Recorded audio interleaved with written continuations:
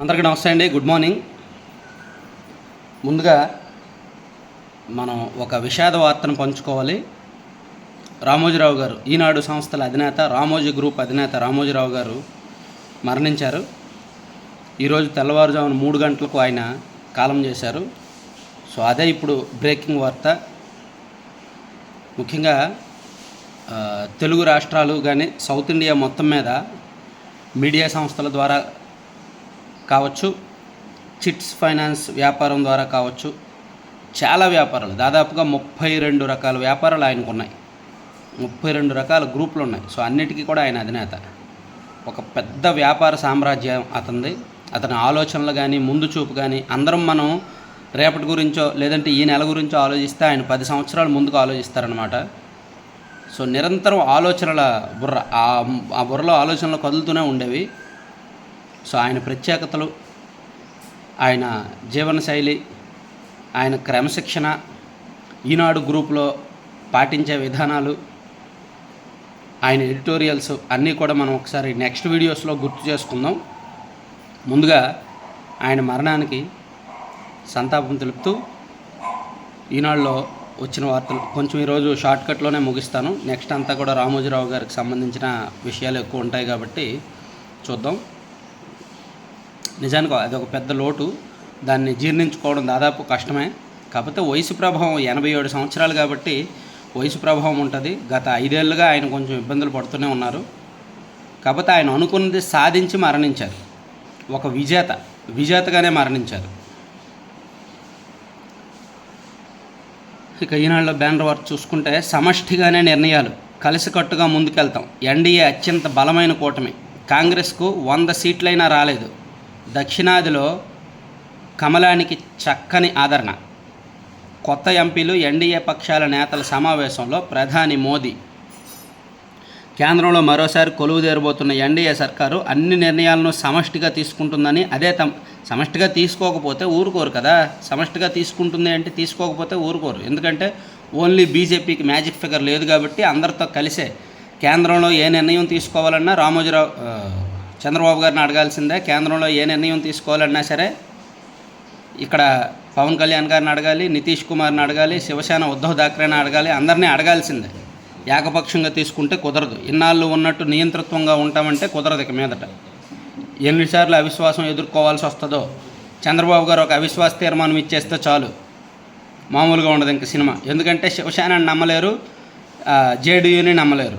ఏకైక నమ్మదగిన పార్టీ ఎన్డీఏలో, ఏకైక నమ్మదగిన పార్టీ టీడీపీ మాత్రమే. సో అందుకే మన రాష్ట్రానికి ఏం కావాలో అది సైలెంట్గా ఇచ్చేస్తే బెటర్. ఇవ్వకపోతే ఎనీ టైం మనం ఎదురు తిరిగి అవిశ్వాస తీర్మానం పెట్టేస్తే కూలిపోవచ్చు ప్రభుత్వం. సరే, అది కీలకమైన అంశం. తర్వాత నూతన సీఎస్గా నీరబ్ కుమార్ ప్రసాద్ బాధ్యతల స్వీకరణ.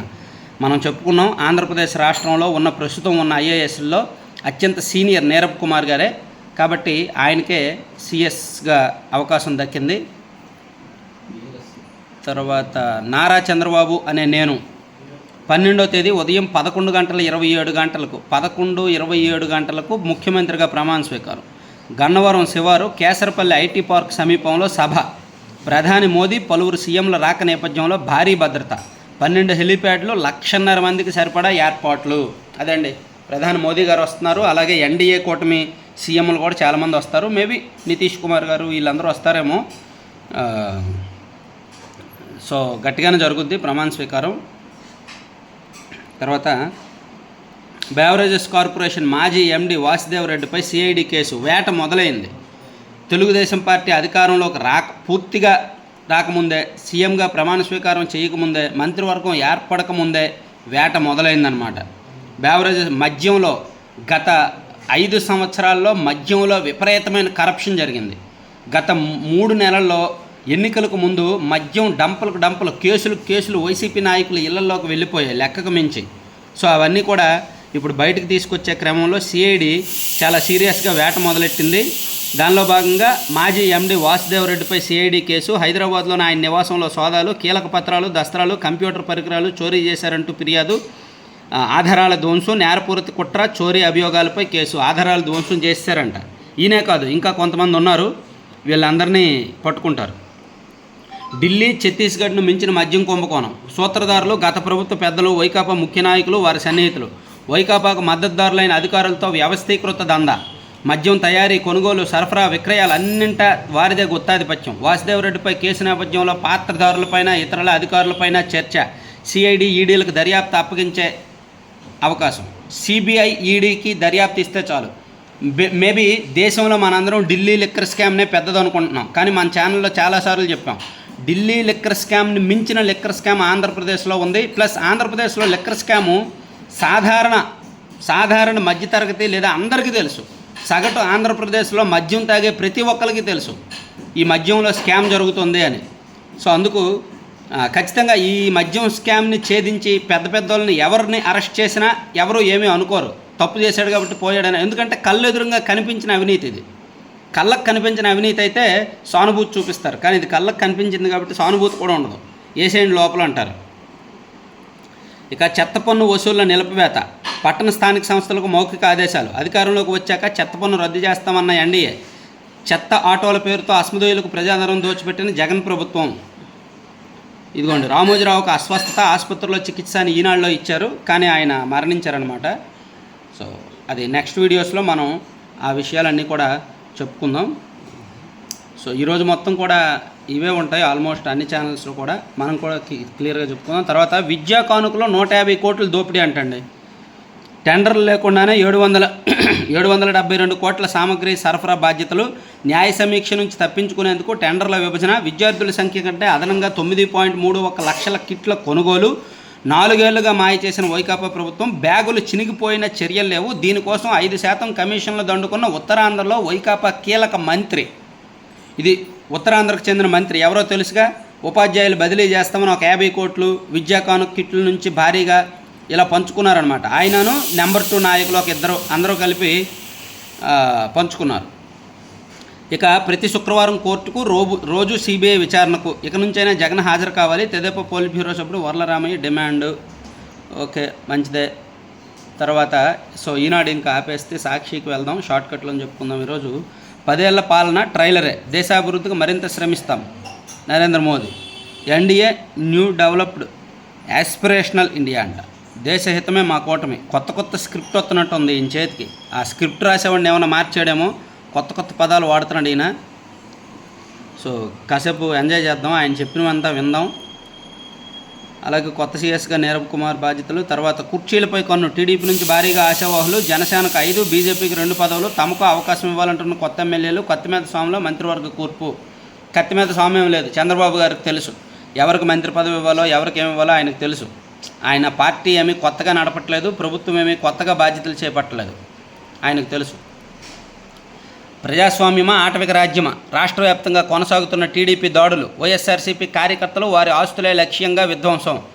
దీనికి సమాధానం సాక్షి వాళ్ళకు తెలుసు. ఎందుకంటే జగన్మోహన్ రెడ్డి గారు సీఎంగా ఉన్నప్పుడు 2022లోనో ఇప్పుడు టీడీపీ ఆఫీస్ మీద దాడి జరుగుతున్నప్పుడు ఆయనే అన్నాడు, నన్ను టీడీపీ వాళ్ళు తిట్టారు కాబట్టి మా వాళ్ళకు కోపం వచ్చింది, కోపం వచ్చి వాళ్ళు కొట్టడానికి వెళ్ళారు అన్నాడు. సో అలాగే ఇక్కడ కూడా లోకేష్ గారిని, చంద్రబాబు గారిని, టీడీపీ వాళ్ళని, వైసీపీ వాళ్ళు ఎన్నాళ్ళు తిట్టారు కాబట్టి ఇప్పుడు వాళ్ళ అధికారం వచ్చింది కాబట్టి వాళ్ళు కసి తీర్చుకుంటున్నారు అనొచ్చు. కాకపోతే టీడీపీ వాళ్ళు చేస్తున్నది తప్పు. మరి ఇంత దౌర్జన్యం చేయకూడదు. వాళ్ళు దౌర్జన్యాలు చేశారు కాబట్టి వాళ్ళకి 11 సీట్లు ఇచ్చారు. కల్లారా నియంత్రితము, అరాచకము పాలిస్తే ఏ విధంగా కుప్పకూలుతారు అనేది చూసి కూడా టీడీపీ వాళ్ళు ఇలా అరాచకాలకు దిగడం అయితే మంచిది కాదు. ఏమనంటే మేము అనుభవించాము, మాకు తెలుసు, మేము దెబ్బతిన్నాము, మేము కేసులు ఎదుర్కొన్నాము అని అంటున్నారు. ఏదైనా సరే అది కరెక్ట్ పద్ధతి కాదు. వాళ్ళు చంపుతారు కాబట్టి మేము కొడతాము, వాళ్ళు కొడతారు కాబట్టి మేము చంపుతాము, వాళ్ళు ఒకరిని చంపితే మేము ఇద్దరిని చంపుతాము, వాళ్ళకంటే మాదే ఇది బలం ఎక్కువ, బలగం ఎక్కువ అనుకుంటే తప్పది. రాష్ట్ర ప్రజలు తిరుగుబడతారనమాట. రాష్ట్రంలో కొప్పుకున్న రాజ్యాంగ వ్యవస్థలో చంద్రబాబు కక్ష సాధింపులతో ప్రజాస్వామ్యానికే పెనుముప్పు. టీడీపీ యథేచ్ఛ దాడులతో ఆటవిక పరిస్థితులు. ప్రజాస్వామ్యం ఎప్పుడో పోయింది. వైసీపీ చేతిలోకి అధికారం వెళ్ళినప్పుడే ప్రజాస్వామ్యం పోయింది. టీడీపీ వాళ్ళు అదే కంటిన్యూ చేస్తున్నారు, మరీ దారుణంగా చేస్తున్నారు టీడీపీ వాళ్ళు.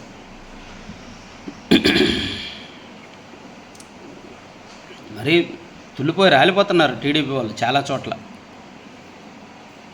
ఇక సమష్టి నిర్ణయాలు. ఎన్డీఏ స్ఫూర్తికి అనుగుణంగా పనిచేస్తా. జీవన నాణ్యతపై దృష్టి సారిస్తాం.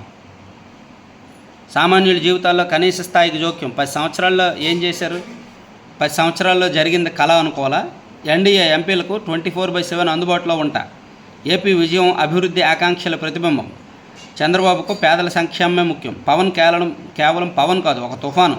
కాంగ్రెస్ వచ్చే 5 ఏళ్లలో 100 కూడా దాటదు. తెలంగాణలో కాంగ్రెస్ సర్కారు విఫలమైంది, అందుకే మాకు రెట్టింపు సీట్లు. ఎన్డీఏ పక్షనేతగా మోదీ ఏకగ్రీవ ఎన్నిక. చంద్రబాబు, నితీష్, పవన్ తదితరులు. ఇక కిక్కు దించుతున్నారు. ఏపీ బేవరేజెస్ ఎండీపై కేసు, మాజీ ఎండీపై కేసు. ఫైళ్లు ఎత్తుకొలుతూ దొరికిన వాసుదేవరెడ్డి. సామాన్యుడి ఫిర్యాదుతో సిఐడి కేసు. హైదరాబాద్లో నివాసంలో సోదాలు. గట్టిగానే ఉంటుందిలే. ఇంకా మనం లిక్కర్ స్కామ్కి సంబంధించి ప్రతిరోజు వార్తలు చదవచ్చండి, ప్రతిరోజు వస్తాయి. పోదురులే, కాస్త ఆగండి. వైసీపీ అధికారులకు పూర్తి స్థాయిలో చెక్. సెలవులు రద్దు, రిలీవ్ చేయొద్దు. ఐపీఎస్ సంజయ్ లీవ్ రద్దు చేసిన జీఏడీ. రాజేశ్వరరెడ్డిని వెనక్కి పిలిపించాలని లేఖ. రెవెన్యూ ఇంటెలిజెన్స్ చీఫ్గా టీడీపీ నేతల ఆర్థిక మూలాలపై వరుస దాడులు. ప్రభుత్వం మారగానే డిప్యూటేషన్ రద్దు చేసుకుని వెనక్కి. రాజేశ్వరరెడ్డిని వెనక్కి పిలిపిస్తున్న జీఏడీ. లెక్క తేలే వరకు ఏపీలో ఉండాల్సిందే. గీత దాటిన అధికారులకు స్పష్టీకరణ. ఇన్నాళ్ళు వైసీపీ అధికారంలో ఉన్నప్పుడు వైసీపీ నాయకులు ఎంత రెచ్చిపోయారో వాళ్ళకంటే ఎక్కువ కొంతమంది ఐఏఎస్లు, ఐపీఎస్లు రెచ్చిపోయారు. కాబట్టి వాళ్ళ లెక్క ఏంటో తేలుస్తాము, వాళ్ళకి సెలవులు ఇవ్వద్దు, వాళ్ళని విధులకు రమ్మని చెప్పండి అని ఇండైరెక్ట్గా ఆదేశాలు ఇచ్చారంట. సిఐడి నుంచి సంజయ్ అవుట్, విజిలెన్స్ నుంచి కొల్లి రఘురామరెడ్డి తొలగింపు. ఊహించినవే. మళ్ళీ మంచి రోజులు. కేంద్రంలో తెలుగుదేశానికి అత్యంత ప్రాధాన్యం. గతంలో యునైటెడ్ ఫ్రంట్లో బాబు కీలకం. వాజ్పేయి సర్కారు ఏర్పాటులోనూ అంతే. కేంద్రంలో ప్రభుత్వ రాష్ట్ర ప్రయోజనాల సాధన. ఇప్పుడు మరోసారి ఎన్డీఏలో కీలక పాత్ర. ఉదారంగా నిధులు, ప్రాజెక్టుల అవకాశం. సో ఇవన్నీ ఈరోజు కీలకమైన అంశాలు అనమాట. ఈరోజు అంతా కూడా రామోజీరావు గారి ధ్యానము, రామోజీరావు గారి ధ్యాసలోనే అందరం ఉంటారు కాబట్టి నేను షార్ట్కట్లోనే ముగిస్తున్నాను. చాలా విషాదమైన అంశం అది. సో దాని గురించి డిస్కస్ చేద్దాం. Thank you.